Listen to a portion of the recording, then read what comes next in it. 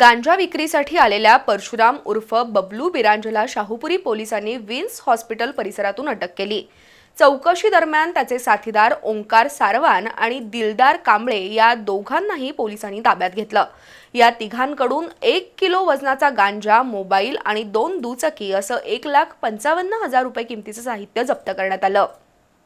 Shahupuri police ठाण्याचे निरीक्षक अजय कुमार सिनकर यांना 14 नोव्हेंबर रोजी सायंकाळी नागाळा पार्कातील विन्स हॉस्पिटलजवळ एक तरुण गांजा विक्रीसाठी येणार असल्याची माहिती मिळाली। प्रशिक्षणार्थी पोलीस उपाधीक्षक अरविंद रायबोले, उपनिरीक्षक आकाश जाधव, सहाय्यक फौजदार संदीप जाधव, मिलिंद बांगर यांच्यासह पोलीस कर्मचाऱ्यांनी विन्स हॉस्पिटल परिसरात सापळा लावला। काही वेळानं 2 दुचाकीवरून आलेल्या संशयास्पद तरुणांना पोलिसांनी ताब्यात घेतलं। त्यांच्याकडे तपासणी केल्यावर दोन्ही दुचाकींच्या डिग्गीत गांजाची पाकिटं सापडली। पोलिसांनी परशुराम उर्फ बबलू बिरांजेसह ओंकार सारवान आणि दिलदार कांबळे यांना ताब्यात घेतलंय। त्यांच्याकडून गांजा, दुचाकी आणि मोबाईल असं 1,55,000चं साहित्य जप्त करण्यात आलंय।